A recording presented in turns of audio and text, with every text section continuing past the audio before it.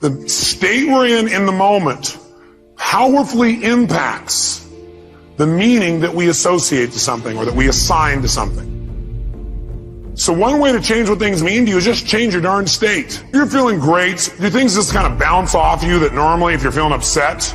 Would you change the way you look at them probably, change the way you feel about it? You bet. So we need to really still manage our state. And we talked about that a great deal last session. I want to make sure that that's part of your life's work.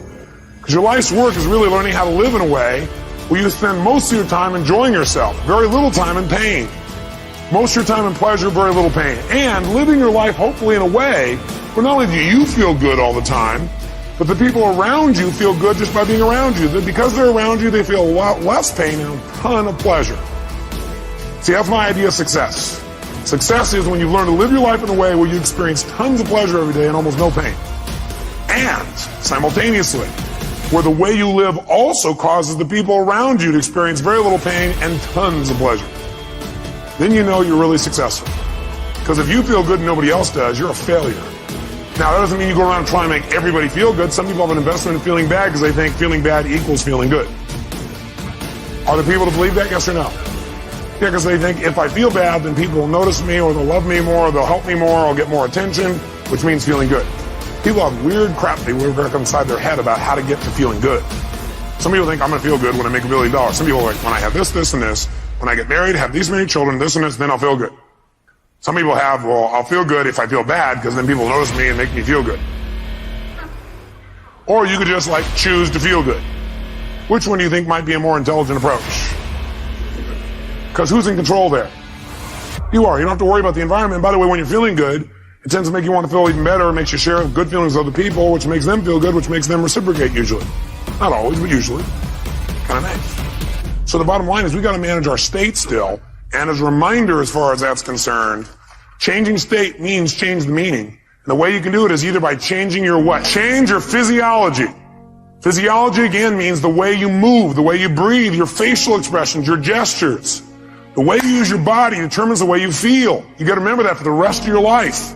If you're not feeling the way you want to feel, first thing you do is just change the way you're moving. Emotion is created by what? Motion. Emotion is created by motion. You have 50 muscles in your face. A slight change in any of these muscles will radically change the way you feel. Remember we did this last time, I think. What I'd like you to do right now, real quick, is create some tension in your body, some tension, then put a big, huge smile on your face while you're doing it and notice how it feels. How many feel somewhat excited when you feel this? Let me see your hands.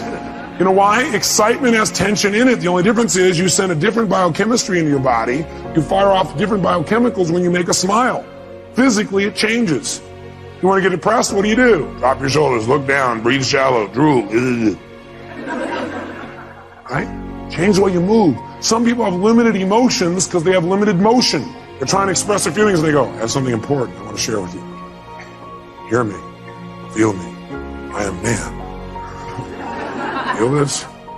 Versus, listen to me. Come on, let's make this happen. Let's do this. Do you understand what I'm talking about here? The more emotion you have, the more emotion you have. And there's certain emotions you're not feeling because you're not making certain movements happen in your face. You want to change that. You want to go for more. See, did I mention to you last time, when we talk about how certain people live together for a long time begin to look like each other? Did I mention it? You remember why? Because in order to be in rapport, we like people who are like us. So we mirror back similar facial expressions. We do it enough, we literally mold our muscles to be in that way.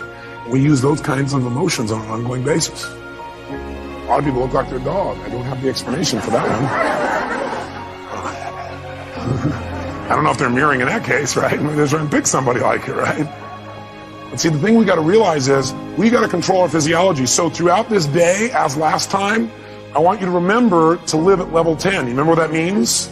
Living at level 10 means what you got to do is ask yourself on a scale from 0 to 10, where's my level of energy? 0 is dead, 10 is unstoppable. Which level is going to allow you to get more out of this weekend? Which one? 10, without a doubt. If nothing else happens from you coming to these fortune programs, but every time you get here, you demand from yourself for 4 days to live at level 10. You think you might develop a little stronger emotional muscle, yes or no? And pretty soon what used to be hard to do, like demanding 10, is the way you live. It's easy. It's like you can live that way easy, no problem. And now you go home and you live at that level. Does that impact your patients? Yes or no? Does that impact each other in the office? Yes or no? Does it impact your home life? Does that impact those ecstasy ideas we had about the relationship at home? Yes. See, if you're level 10 every time with your personal relationship, would that enhance it? Yes or no? So how do you determine whether you're at 10 or not? You decide to go there, and the way you decide to go there is you got to ask yourself on a regular basis, where am I? See, I found the more you measure something, the better it gets. But if you don't measure it, you're not going to do well. If you set a goal on New Year's Eve, and then you check next New Year's, you're in trouble. Because you had one correction. It was at the end of the year, and it was too late. Once a month, you got a better chance. Once a week, you can really have it. Once a day, you won't have a bad year, you won't have a bad month, the worst you have is a bad day. The more we measure, the better we get. So what we've got to do is ask ourselves, where are we on a scale from 0 to 10? Where are you right now on a scale from 0 to 10? Sit right now like you would if you were at level 10. Okay, that's clear, you weren't at 10 then, isn't it? Come on, sit the way you'd be at level 10. I mean, absolutely, totally energized, excited, having fun, being outrageous, playful. Sit the way you'd be sitting right now if you're at level 10. Come on. And oh, you're not at 10. Come on. Come on, this is not 10. Let me see 10 here. Come on, even more energy, come on. Most of you would probably have to make some noise or do something with your body to get to level 10. Come on, wake your body up. Come on, come on, come on, come on, come on. Come on, wake your body up. Come on. Come on. And I want to ask you a question. What is the focus of your life?